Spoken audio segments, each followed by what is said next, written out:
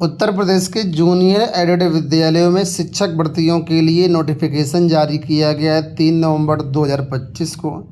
इसमें कैसे फॉर्म भरना है, क्या पूरी प्रक्रिया रहेगी, स्टेप बाय स्टेप प्रोसेस मैं आपको बता रहा हूँ। बहुत सारे लोग परेशान हैं, तो वीडियो को आप लोग अंत तक देखना। वीडियो में आगे बढ़ने से पहले थोड़ा सा मैं आपको टाइमलाइन बता देता हूँ, कैसे कब तक क्या काम कर पाएंगे। तो ये आपकी इम्पोर्टेंट डेट हैं। देखिए लिखा है, जो ऑनलाइन आवेदन फॉर्म भरे जाएंगे वो 15 नवंबर से लेकर के 5 दिसंबर तक भरे जाएंगे, ठीक है। और फॉर्म जब भर देंगे उसके बाद सॉफ्टवेयर के माध्यम से चयन सूची बनाई जाएगी, जो कि 23 दिसंबर तक बनाई जाएगी। अब चयन सूची कैसे बनाई जाएगी, तो यहाँ पर ये देखिए, आपका गुणांक बनाने के लिए फार्मूला तय किया गया है। एकेडमिक प्लस भर्ती परीक्षा दोनों के आधार पर आपका चयन सूची बनेगी, गुणवत्ता अंक बनेंगे, इसको गुणांक भी बोलते हैं। हाई स्कूल में जितना भी प्रतिशत आपने लाया होगा उसका 10% लिया जाएगा। इंटर में जो परसेंटेज होगा उसका 10% लिया जाएगा।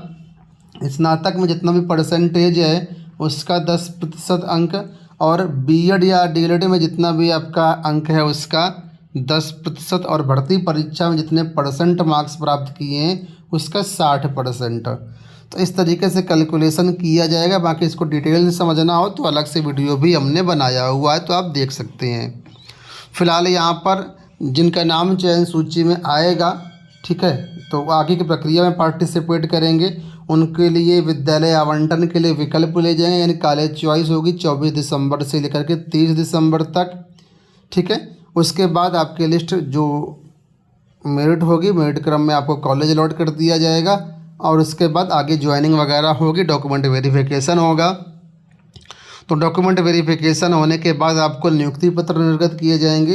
तो कब निर्गत किए जाएंगे, तो यहाँ पर देखिए, नियुक्ति पत्र निर्गत किए जाने हेतु जो सूची है वो 20 जनवरी तक भेज दी जाएगी, और 30 जनवरी तक आपको नियुक्ति पत्र निर्गत कर दिए जाएंगे, और 15 फरवरी 2026 तक हर हाल में आपकी विद्यालय में ज्वाइनिंग हो जाएगी। और उसके बाद आगे डॉक्यूमेंट वेरिफिकेशन दोबारा से होगा कॉलेज स्तर पर, और वहाँ से आपका वेतन इशू हो जाएगा। तो ये पूरी प्रक्रिया रहेगी, ठीक है। अब क्या पूरी प्रक्रिया है आवेदन करने की, कैसे आवेदन करना है वो समझ लीजिए। तो सबसे पहले जो वेबसाइट बनाई गई वहाँ पर आपको जाना होगा, ठीक है। वेबसाइट क्या है, तो वेबसाइट है upbasiceducation.gov.in, ठीक है। बाकी सरलता के लिए मैं आपको बता देता हूँ कहाँ पर जाएं। देखिए, आप गूगल पर आ जाइए, टाइप कर दीजिए वेबसाइट का नाम governmentjobcenter.com। जैसे यहाँ पर टाइप कर देंगे आपके सामने ये देखिए लेटेस्ट जॉब का एक फॉर्म मिल जाएगा, ठीक है। लेटेस्ट जॉब में मिल जाएगा और एडमिट कार्ड दोनों में मिल जाएगा। कहीं पर भी क्लिक कर दीजिए। क्लिक करने के बाद यहाँ पर जब नीचे की तरफ आएंगे तो यहाँ पर देखिए सारी प्रक्रिया दी गई है, और ज्वाइनिंग के लिए जो फॉर्म है आपका वो 15 नवंबर से आपका स्टार्ट होगा। तो 15 नवंबर से फॉर्म भर पाएंगे। जो पीडीएफ मैं अभी आपको दिखा रहा हूँ, इस पीडीएफ को डाउनलोड करना तो यहाँ से आप क्लिक करके डाउनलोड कर सकते हैं। अब एक चीज़ मैं यहाँ पर क्लियर कर दूँ कि ये भर्ती नए लोगों के लिए नहीं है, ठीक है। ये पुरानी भर्ती है। इस भर्ती का विज्ञापन 2021 में आया था, ठीक है। यहाँ पर देखिए मेंशन किया गया है, प्रधानाध्यापक सहायक अध्यापक चयन परीक्षा वर्ष 2021 में विज्ञापन आया था। इसकी परीक्षा ऑलरेडी हो चुकी है, इसका जो रिजल्ट है वो भी जारी हो चुका है। तो रिजल्ट के बाद की जो प्रक्रिया है उसके लिए फार्म है, ये कोई नई वैकेंसी के लिए फार्म नहीं है। बहुत से लोग कन्फ्यूज हैं, तो मैं यहाँ पर एक बार क्लियर कर दे रहा हूँ फिर से, ठीक है। तो जो लोग क्वालिफाइड हैं, पास हैं, उन्हीं के केवल एक काम करना है। आपने इसकी परीक्षा ही नहीं दिया है या दिया था इसमें आप फेल हो गए हैं तो फिर आपके लिए नहीं है ये। तो सबसे पहले क्या करना है, आपको एनआईसी की वेबसाइट जाना, जो मैंने आपको बताई, वहाँ पे अप्लाई पे क्लिक करेंगे तो आपको सीधा एनआईसी की वेबसाइट खुल जाएगी। 15 नवंबर से लिंक एक्टिवेट होगा, ठीक है। उसके बाद आपको जो है पोर्टल जाएगा, वहाँ पर आपको जो है कुछ प्रविष्टियाँ डालनी होगी, जिसमें से मुख्य रूप से आपको जो है अपना शिक्षक भर्ती वाला रजिस्ट्रेशन नंबर डालना पड़ेगा। रजिस्ट्रेशन नंबर डाल देंगे तो ओटीपी आपके पास आ जाएगा। ओटीपी को आप सबमिट करेंगे तो आपका फॉर्म खुल जाएगा। अब कई ऐसे अभ्यर्थी होंगे जिनके पास ओटीपी नहीं आ रहा होगा, हो सकता है मोबाइल नंबर बंद हो गया हो सकता है ईमेल आईडी बंद हो गई हो। तो ऐसे छात्रों के लिए यहाँ पर क्या है, ये एक ईमेल आईडी दी गई है। इस ईमेल आईडी पर आपको जो है कुछ साक्ष्य के साथ आपको मेल करना है। साक्ष्य नहीं लगाएंगे तो कोई मतलब नहीं रहेगा। अब साक्ष्य क्या है, सबसे पहले आपने जब अध्यापक भर्ती का फॉर्म भरा था उसमें जो आपने आवेदन का प्रिंट आउट लिया था वो आपको साक्ष्य लगाना है। एक आपको अपना पहचान पत्र आईडी प्रूफ लगाना, जिसमें Aadhaar card, PAN card, driving licence कुछ भी लगा सकते हैं। और कक्षा 10 का प्रमाण पत्र यानी मार्कशीट आपको अटैच करनी है। तो 3 चीज़ें आपको मेल में अटैच करनी है। स्व प्रमाणित छायाप्रति होनी चाहिए, ठीक है। अटैच करके आपको जो है भेज देना है और वहाँ से आपको जो भी प्रॉब्लम होगी या जो मोबाइल नंबर चेंज कराना चाहेंगे वो वहाँ से अपडेट कर देंगे। इसके बाद आप जो है OTP आने लगेगा आपके पास और तब फिर आप लॉगिन करके आगे का फॉर्म भर पाएंगे, ठीक है।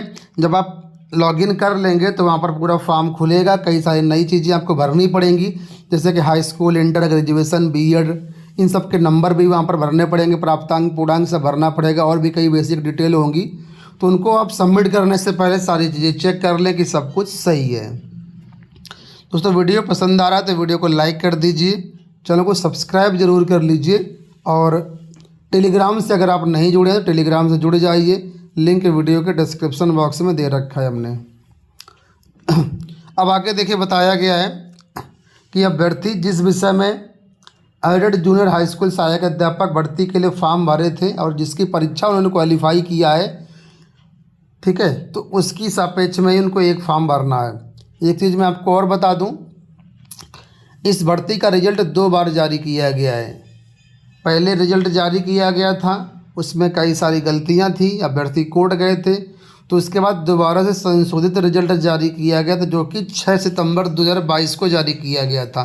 तो इसी रिजल्ट को ध्यान में देना है। पहले रिजल्ट में अगर आप पास थे, दूसरे में फेल हो गए हैं तो फिर आप पूरी तरीके से डिस्क्वालीफाई हैं, आप ये फॉर्म नहीं भर पाएंगे। संशोधित रिजल्ट में जो पास हैं 6 सितंबर 2022 को जो रिजल्ट आया था उन्हीं लोगों के लिए ये पूरी प्रक्रिया करनी है, ठीक है। अब देखिए बहुत से ऐसे अभ्यर्थी हैं जो कि सहायक अध्यापक और प्रधानाध्यापक दोनों के लिए फॉर्म भरे थे, तो उनको 2 अलग अलग फॉर्म उनको भरना पड़ेगा, ठीक है। आगे बताया गया है कि जब पूरा डाटा सेव हो जाएगा, ठीक है, रजिस्ट्रेशन नंबर अंकित कर मोबाइल नंबर पर एक OTP आएगा। OTP को आपको जो डालना पड़ेगा तभी इस वाले आवेदन फॉर्म का प्रिंट आपको मिलेगा और वो आगे डॉक्यूमेंट वेरिफिकेशन के समय प्रस्तुत करना होगा, ठीक है। तो आपके पास आवेदन का प्रारूप पहले वाला भी होना चाहिए जो आपने 2021 में फॉर्म भरा था, और अब जो 15 नवंबर से फॉर्म भरेंगे इसका भी प्रिंट आउट आपके पास होना चाहिए। ये आगे DV में काम आएगा आपका। अब अगर इस भर्ती के बारे में ज़्यादा कुछ जानना है तो इसकी पूरी नियमावली जो है अपलोड कर दी गई है। 2019 में इसकी नियमावली आई थी, तो नियमावली जो है आप इसको जो है डाउनलोड करके पढ़ सकते हैं। अब मैं आपको बता दूं ये नियमावली हमारी वेबसाइट पर तो अभी नहीं मिलेगी, हो सकता है पुरानी नियमावली आपको मिल जाए, लेकिन हमारे टेलीग्राम पर ज़रूर मिल जाएगी। अब मैं टेलीग्राम का दिखा देता हूं। यहाँ पर देखिए ये हमारा टेलीग्राम चैनल है, तो यहाँ पर देखिए ज्वाइन कर लीजिएगा टेलीग्राम।